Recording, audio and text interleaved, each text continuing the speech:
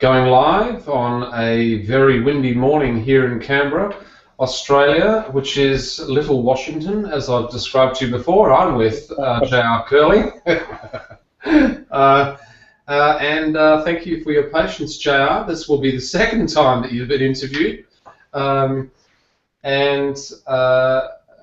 Yeah, the last time, not sure what happened. There was a glitch with our framework, but I can assure you that you are, I think, the second last interview that I will conduct in this respect, and then I hope I can repeat the exercise in a year's time with 50 glass explorers in the Australasian region when and if it is released. Great. So, JR, I just want to find out why it's important that you're included in this first 50 or so Glass Explorer interviews that I've been conducting. Sure. Well, I suppose thanks for even having the interview again. My apologies last time for missing that reschedule. I had a little emergency pop up. Oh, that's fine. No, thank you for including me in the group. I think as someone who's not a developer, my use for glass is almost exclusively consumer-based. So although I'm looking to see how to use glass in my professional field that I work in, 95% of my day-to-day usage for glass is purely that of what I would assume that the typical individual would be doing versus someone who's purely looking at this from a development context. So it's always been, it was a pleasure to be reached out to by you in the first place, but I think a big part of maybe the interesting parts I like to speak about sometimes is I wear glass all day right now, part of my system. For someone who works remotely as well, I've been looking at how to use it in that area. But in essence, on a day-to-day basis, I'm out there doing demos, talking to people. Just yesterday, I had multiple demos as people asked, you know, hey, do you wear this thing all the time? Yes, I do, all the time. It's part of my, actually part of my day-to-day. JR, speaking of that every day and demonstration and engaging with the public and everyone, you seem to be getting a lot of press lately, and I've seen you quoted in a few articles I've read recently, and even more in the last week. What's happening to you of late? Are you becoming a celebrity, or how? Is it just because you're a giving person, or what's happening there? No, by far not a celebrity. You know, it's been a joy to speak with some of the press outlets regarding glass and what glass can do and how it's being embedded in our day-to-day lives, I suppose. And I think the most recent conversation I had was with the Los Angeles Times, and that was an article revolving around prescription lenses and the upcoming release of prescription lenses, how those are being placed into ophthalmologists' businesses and really what that looks like. And I think I've said this now a couple of times, but as I actually said to the reporter, glass is literally an extension of my day-to-day now. And it's interesting, you know, as you speak to people, these connections really randomly happen. And as I've spoken to the press a few times now, I've been able to meet with some of the press in local settings and have it spread across the U.S., I suppose. It's very interesting to see those connections begin to happen where people will reach out to you. So the press, in essence, is a machine. So once you jump on the treadmill finds you, and you keep getting spun up on it. So I think that's kind of where I stand, but it's really just a pleasure to at least be able to speak to them and tell them my experiences, which has still and continues to be overwhelmingly positive with the device. Absolutely. Treadmills can go extra fast, and sometimes when you do slip up and get ejected out the other end, they make good YouTube laugh videos. But I'm sure that you're not going to fall foul of that. I have you know, a great admiration for people that can endure the treadmill of the press.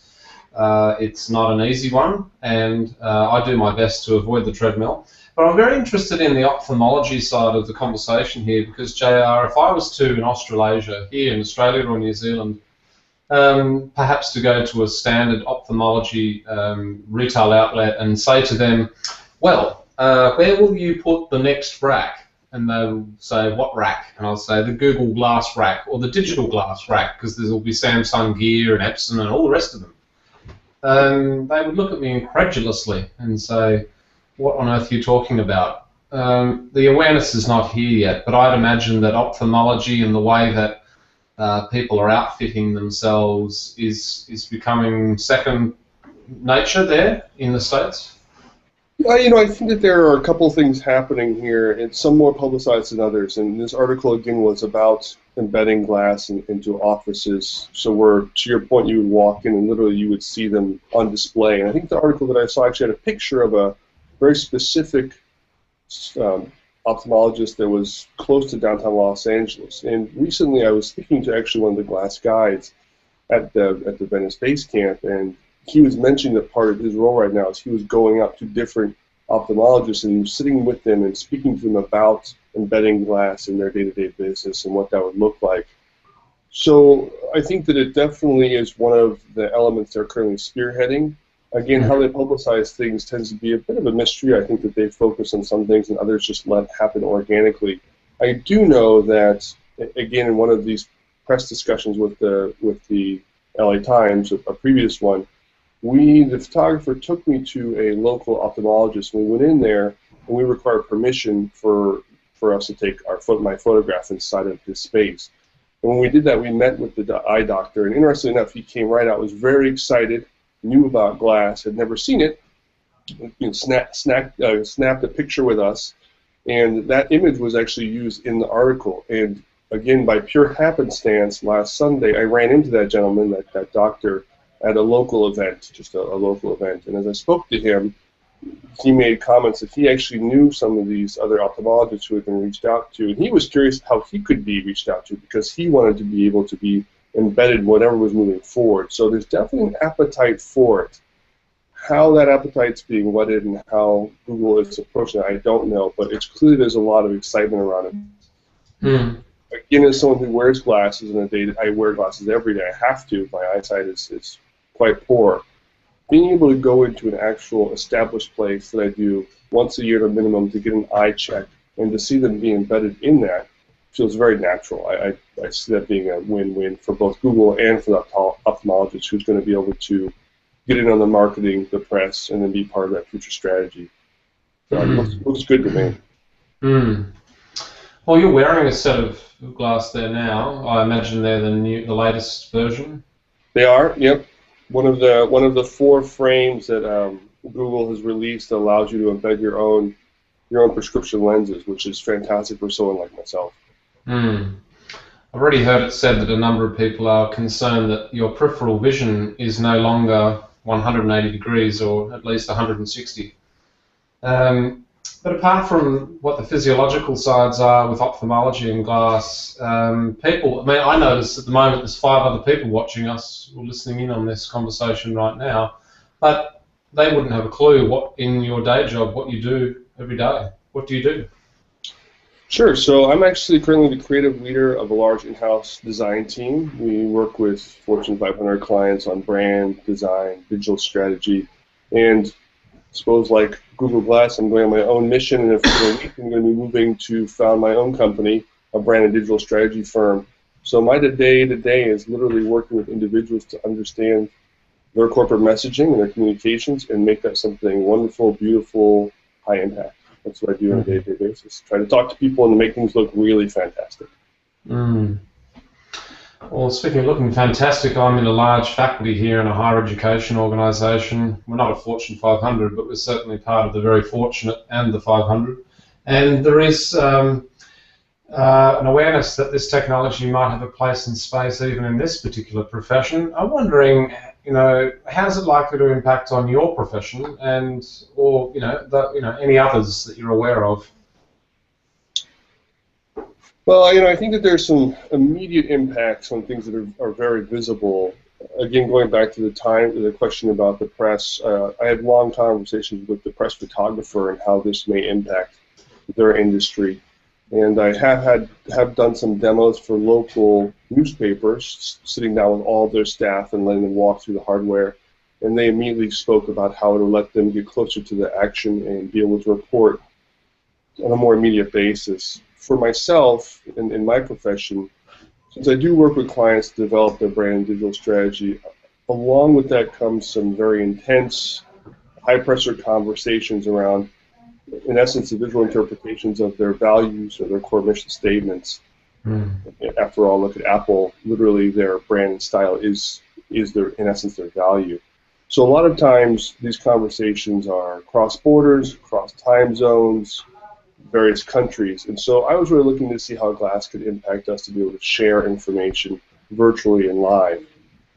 As it stands, the system we use is we send a lot of PDFs, portable document files to people, ask them to pop up maybe in a Hangout and check something out very quickly. But with glass, we could literally show things live, work with them live, even though we're thousands of miles away from each other.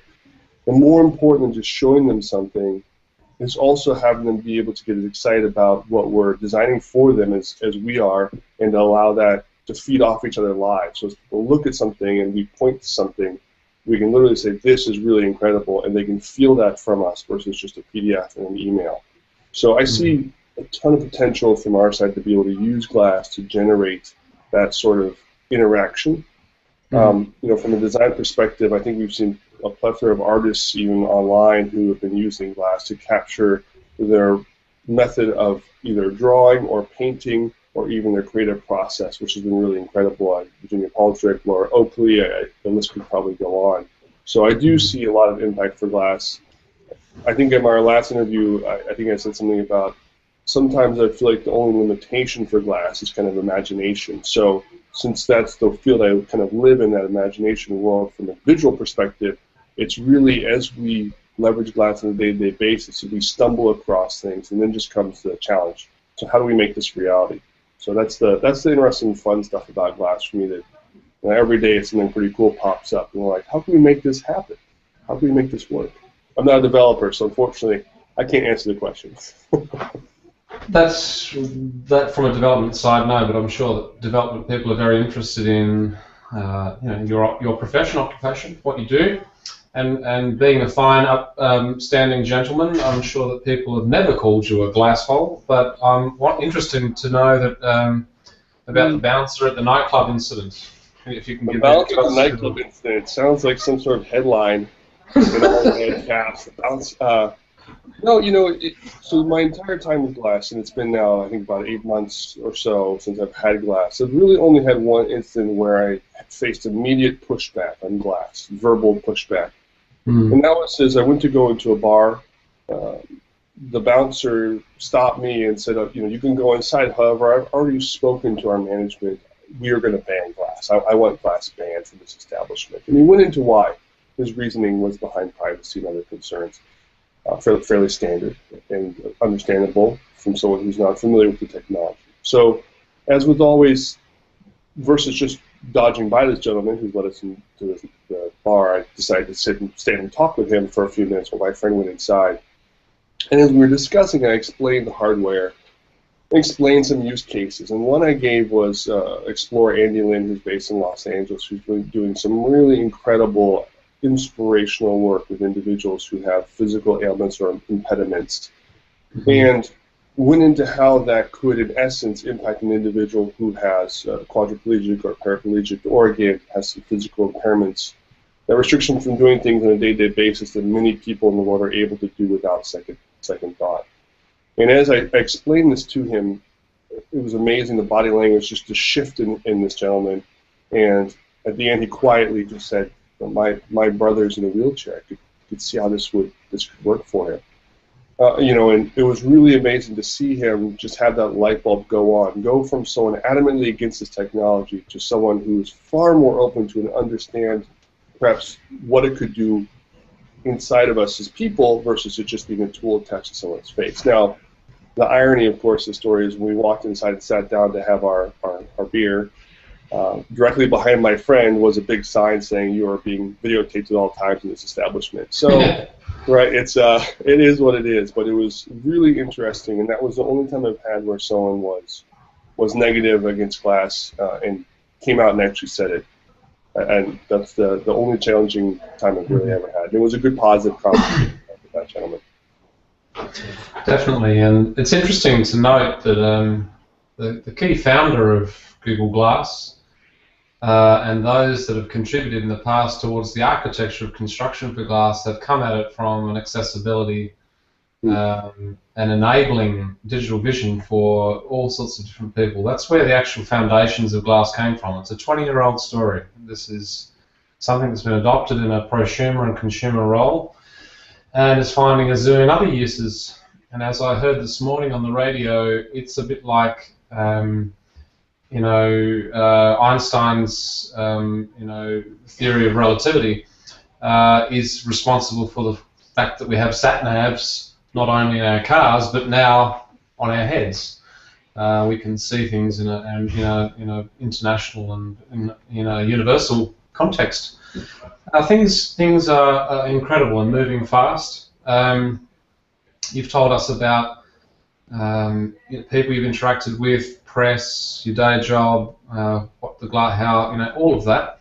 Now, I'm just wondering, in a few short months across Australia, since I coined this, there's been a bit of a flurry saying that glass won't arrive in Australia till 2015.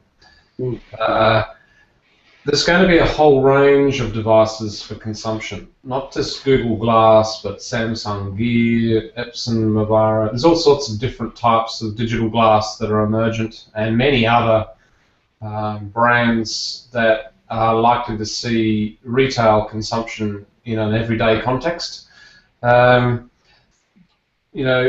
What things have you heard on the grapevine otherwise? Is glass getting stronger, longer, or what's happening? I have some really exciting news. I don't actually. I have nothing for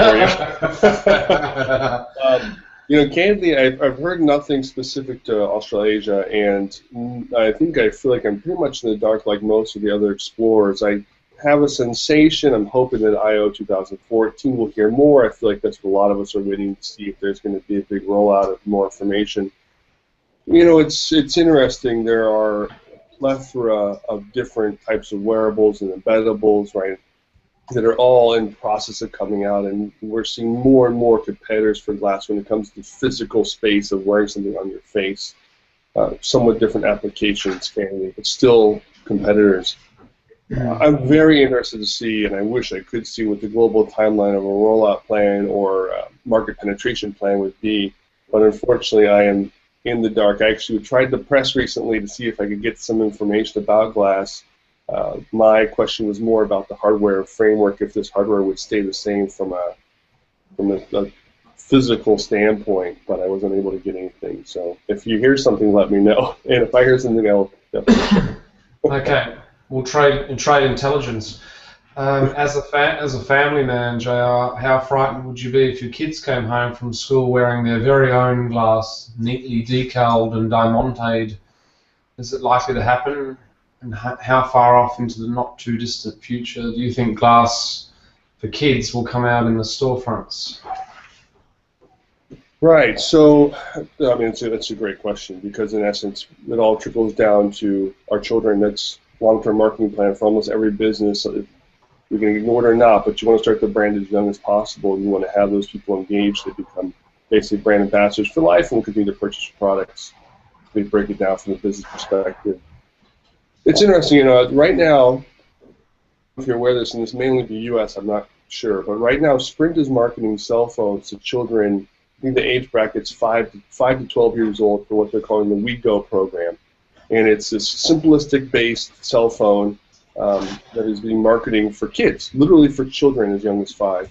It's got some interesting twists to it. It uses things that we tend to shy away from privacy concerns, such as GPS positioning, as actually part of its marketing program. In essence, it is a tracking platform for your child. And they can call you, they have limited text messages, that sort of stuff. You can clearly view this all and track it. I can easily see glass in the hands of my children in the future. What that looks like time-wise, I don't know. I think since cell phones have been integrated, our technology absorption has been escalated significantly. But my 3-year-old daughter already understands how to take pictures with glass, which is amazing to me. She knows the buttons right here, and she frames it and takes pictures. She'll see pictures, and she'll point, Daddy's Google Glass. So I could easily see a children's version of glass coming out in the future. And the assumption will be it'll take some time, but I've got to imagine we will see it sooner than we might expect. Again, with technology speeding up now, cell phones marketing to people 5 years old, that's extraordinarily young for me. But then again, that is clearly the future once they're embedded in there. I wouldn't be afraid of it. I think it's just a natural progressive technology, and like any responsible individual, adult, father, mother, parent, grandparent, it's going to require some sort of observation, supervision. Um, I think it all lends into the fact how transparent, or sorry, how much privacy do you want to have with that? What does that look like for you, and how do you want to use it? But yeah, who knows in the future, 5 years maybe we'll see, you know, Disney, Google Glass coming out, right? It's all about licensing dollars and making it sustainable. So it wouldn't frighten me. I'd just be curious to see what that will look like. I think we all are seeing what the future digital vision for children will be. JR, you have a passion for environmental and sustainability concerns, I understand. Where does glass fit into that picture, do you think? Oh, yeah, you know, glass is an interesting place. We've seen some videos pop up from glass itself, people kind of touching upon those areas. And, you know, I look at that in two different ways. One is, what can glass do for these areas, for the environmental area, sustainability? What would that look like? The second part comes into, what does the hardware look like long term when these devices go south? Just like any sort of technology, it's got batteries and hardware that are throwaways. And we know the millions of cell phones that go into dumpsters every year, and we give those back to, hopefully, to a charity or someone who can use it. You know, from the environmental standpoint, I'm actually very excited to see, and my hope is that there are groups out there right now testing glass for things that are going to be really exciting. Same sustainability, whether it be solar power, wind power, I don't know. I think that there's just so much opportunity there that myself, I'm waiting to see more of that flesh out. Those aren't my environments, but those are things I'm really interested in. So I guess that's one of the things, just like I don't know the future to see the future in that, but I'm very curious to see where that stands. And if I see something very interesting, I'm sure I will be stuck to it like glue. Yeah, I see sort of the allegiance to that as subscription by Google of sustainability, environmental, and so on as very tacit. It's not widely engaged in a universal context yet. It's very much an isolated example, and then hold that forward as being important. But I'm sure that you may lead things where things might happen in that area. Now, you talked about privacy there a lot, or privacy a lot. Privacy of grandparents, the privacy of being in a public space, even though there's cameras there taking images of you anyway. Much of what I read and much of what I come across with talking with other humans in this way is that privacy is very much an individual thing. That metaphorically, privacy is perhaps is just the shape of a door, and in a private house context, that's where privacy is. And when you step outside the door, privacy is not expected. And yet, there's a lot of people mobilizing around this idea that privacy, in actual fact, is well and truly finished, and transparency is where we're at. So, what does the term transparency mean to you, and is it different to privacy?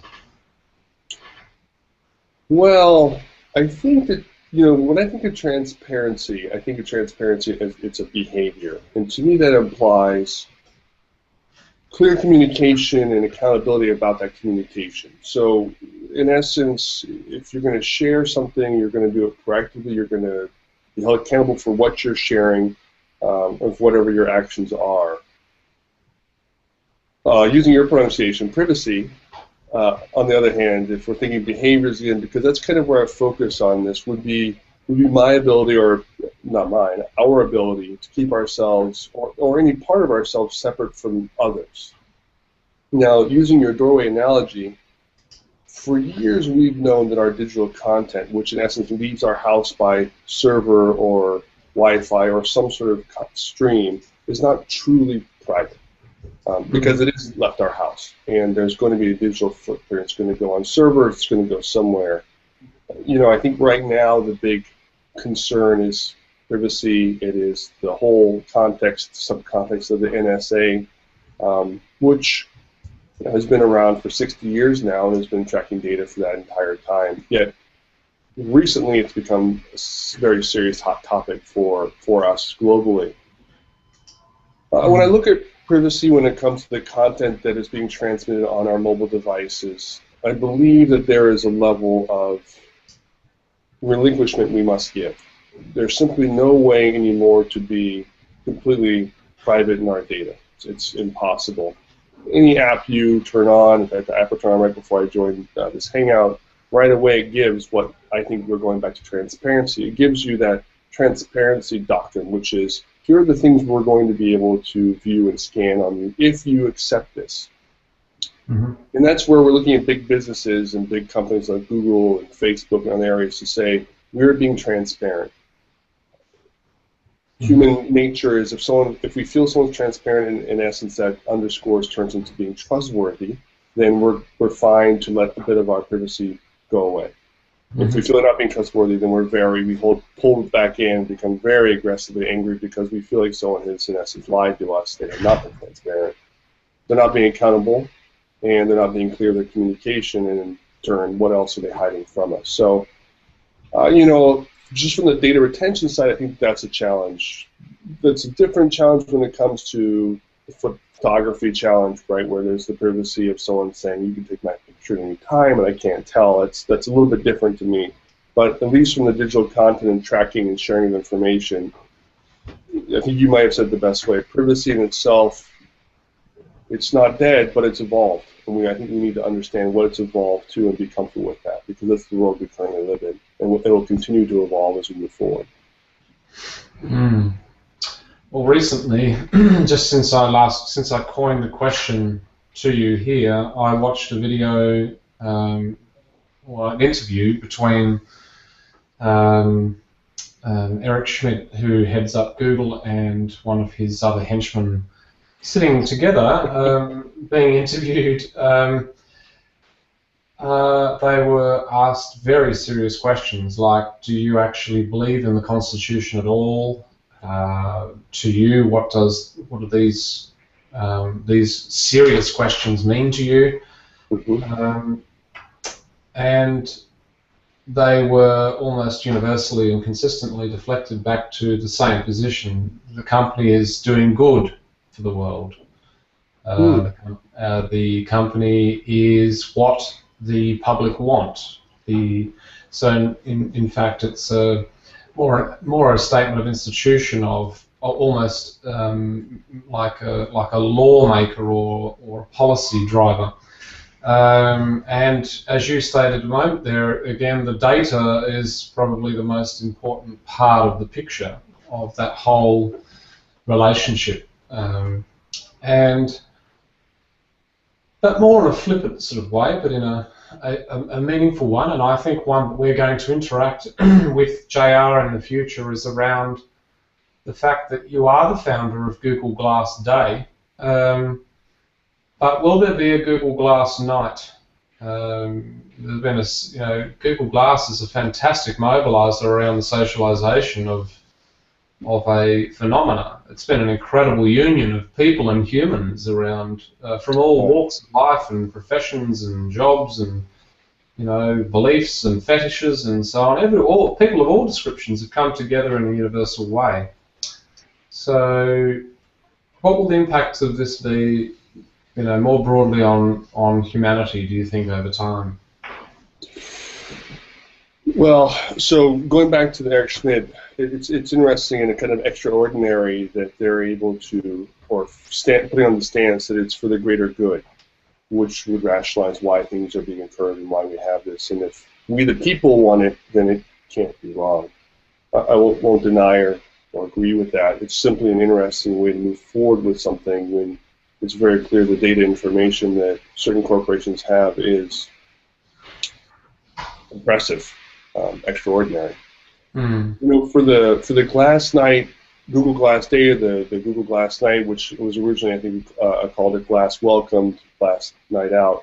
Mm-hmm. It was a wonderful event, and for those of people who are not familiar with it, it was simply a community-driven initiative that I founded, trying to get really kind of three core competencies. One was to have, hopefully, a really fun, exciting day where everybody across the world nation would be able to get together on a single day and have a single event.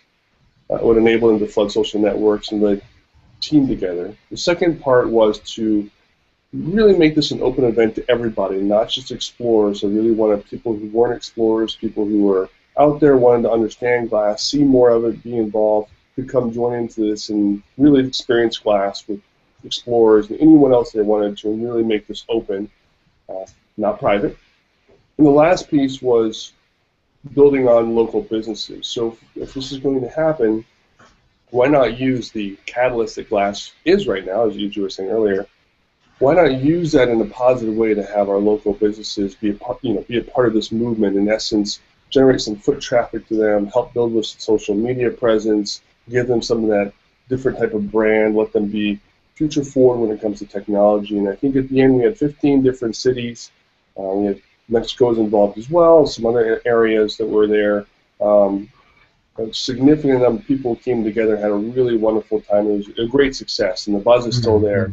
Really excited that Google themselves jumped in as well to help out, and we're actually working together right now to do the next Glass Night Out, which we're working on the name of it again just to make sure it's clear and concise for everybody, but there will be another one. It's going to be bigger and better. We're actually building out some glass kits to make sure that people know how to do this in the future, and it's easy for anyone to be able to host their own event in their local city. The hope is, again, as we drive this forward and do more, is just to have people be involved and be excited about it, and not just explorers. This is really for anybody. And the more people get involved, the more those myths are dispelled about glass, the less concern there is, hopefully.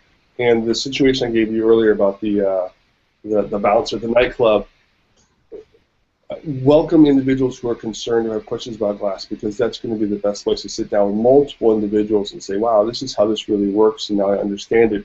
I can still disagree with it, but at least I've been able to sit down with someone and have a good, intelligent, friendly conversation in a social area with other people, and really that's the plan. So I think that that's going to be continuing forward a good, positive, rolling train of hopefully just sharing of information. And I think as a whole for society, glass itself, as it moves forward, well, I can't fathom what the impact will be long term. I think it's extraordinary and going to be, in essence, something that we almost can't imagine, just like we couldn't imagine how cell phones would impact our day-to-day, or even the computers we're on right now.